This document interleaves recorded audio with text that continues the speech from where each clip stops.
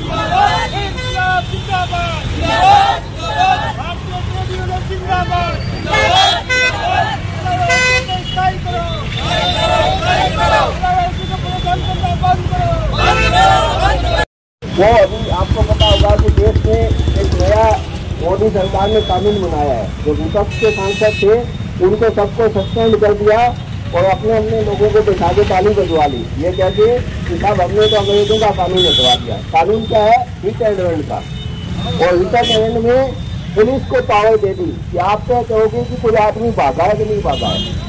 अब पुलिस का काम कैसे होता है सब जानते हैं। तो हिट एंड रन कानून में क्या है? पहले सिविल मामला था, यानी आपको क्या है, जो दुर्घटना हो गई तो उसमें मुआवजा मिलता था। अब आपराधिक बना दिया गया है। और चालक कौन है? चालक यदि आप स्कूटी चलाते हो तो भी आप पे लागू होता है। आप यदि कार चलाते हो तो भी लागू होता है। आप मोटर चलाते हो तो भी लागू होता है। टेम्पो चलाते हो तो भी लागू होता है। तो ये जो कानून है कि भाई दुर्घटना होने पर अगर ड्राइवर भाग गया तो उसको 7 लाख रुपए का जुर्माना और 7 साल की सजा होगी। हालांकि देशव्यापी हड़ताल के तहत सरकार ने कहा कि कानून लागू करेंगे, पहले आपसे बात करेंगे, लेकिन अभी उसको सस्पेंड किया है, पूरी तरीके से रद्द नहीं किया है। तो पहली मांग हमारी ये है, 21 सूत्री मांग पत्र में, कि इस कानून को हिट एंड रन जो कानून है या जो आपराधिक बनाया गया उसको वापस दिया जाए। दूसरी जो हमारी मांग है वो है कि भाई जो महंगाई बढ़ रही है, आप देख रहे होंगे पेट्रोल डीजल के क्या दाम है, गैस सिलेंडर के क्या दाम है, हमारे तो जमीन है, मकान बनाने की चीजें हैं, रोटी है, चौका बनी है, उसके क्या दाम है, हमारे बच्चों की पढ़ाई के क्या हालात है, फीस कितनी बढ़ गई है, इलाज कराने जाओ तो अस्पताल का खर्चा कितना बढ़ गया है। तो जो महंगाई बढ़ रही है, हर चीज में महंगाई, यानी कोई चीज नीचे नहीं गई है और सब ऊपर बढ़ा रहे हैं। तो महंगाई की रोक लगाओ। तीसरा जो मांग है वो निजीकरण की है, यानी आज क्या है, इस कलेक्ट्रेट में यदि हम देखेंगे तो यहाँ 2 तरीके से कर्मचारी है। एक कर्मचारी वो है जो पक्का कर्मचारी है, जिसको रोजगार का कोई खतरा नहीं है। दूसरा कर्मचारी वो है जिसको क्या है, रोजगार का खतरा है, यानी वो ठेके पे है।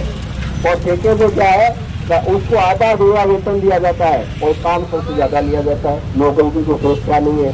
हमारे यहाँ पुलिस वालों में भी कोई होमगार्ड होंगे जिनको क्या है 12 महीने काम नहीं मिलता और पूरा इनको वेतन नहीं मिलता।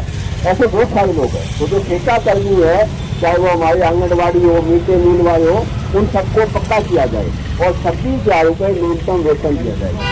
ये मांग है, क्योंकि महंगाई के अनुसार जो न्यूनतम वेतन होना चाहिए महीने का वो 26,000 रुपये होना चाहिए। चौथी जो हमारी मांग है वो ये है कि श्रम कानूनों में जो संशोधन किए गए हैं, आपको पता होगा कि केंद्र सरकार ने कोरोना में 44 श्रम कानूनों को खत्म करके 4 लेबर कोड बना दिए। और लेबर कोड में क्या होता है कि वो लागू करना नहीं करना बाध्यता नहीं होती है, जबकि कानून की बाध्यता होती है लागू करना।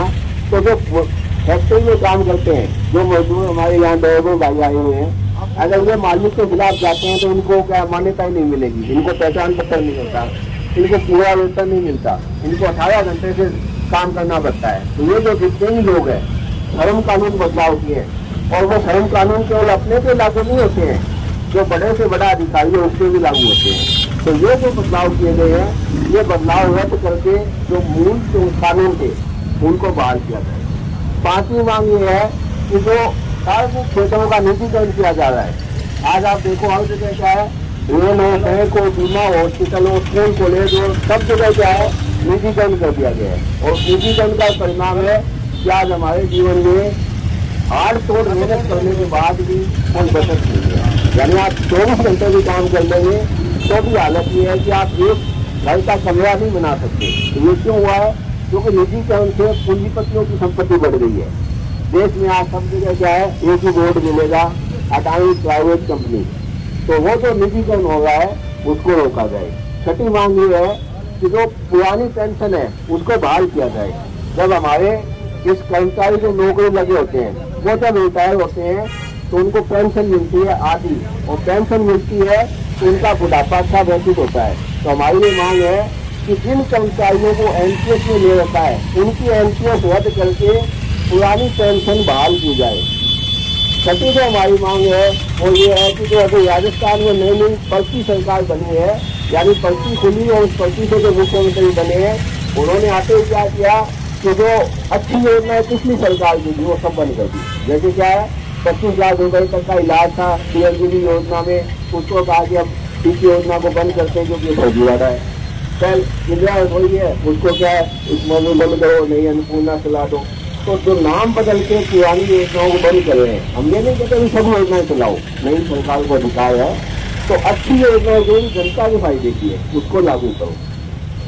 इसके अलावा हमारे जो देश में विभिन्न प्रकार के जो किसानों के मजदूरों के आंदोलन चल रहे हैं उसमें क्या होता है, दमन हो रहा है। आज देश भर में चाहे किसानों का आंदोलन हो, मजदूरों का आंदोलन हो, सड़क ड्राइवरों का आंदोलन हो, हमारे ठेले वालों का हो, जहाँ कहीं आंदोलन होता है सरकार आपसे बात करने की बजाय क्या है लाठी देके बात करती है। तो उसका भी दमन किया जा रहा है देश भर में, उसको रोक लगाई जाए।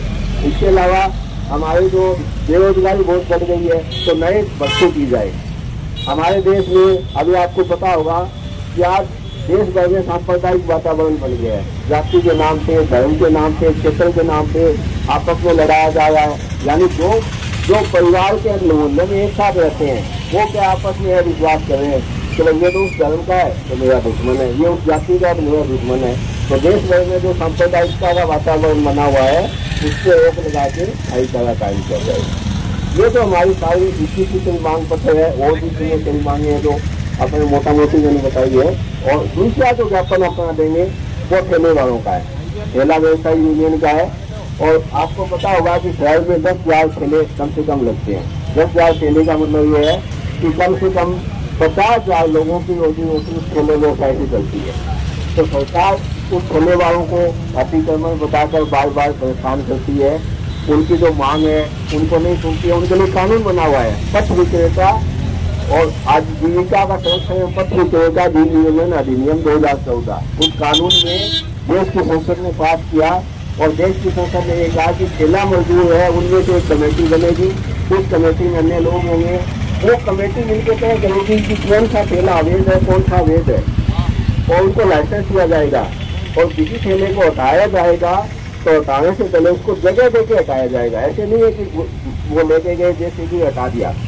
तो ये जो अतिक्रमण के नाम पे, सौंदर्यीकरण के नाम पे जो हमारे ठेले वाले मजदूरों को परेशान किया जा रहा है, इसके खिलाफ आज पूरे देश में हमारे ज्ञापन जा रहे हैं। और इन मांगों को लेके जो हमारा ठेले वालों के ज्ञापन है वो यहाँ जिला कलेक्टर के नाम देंगे और जो ये 21 मांग पत्र है ये देश के प्रधानमंत्री के नाम देंगे। तो ये 2 ज्ञापन की अपनी मोटा मोटी मांग है वो मैंने बताई। अभी और साथी अपने आ रहे हैं, उसके बाद में सभा शुरू करके और अपने ज्ञापन देंगे।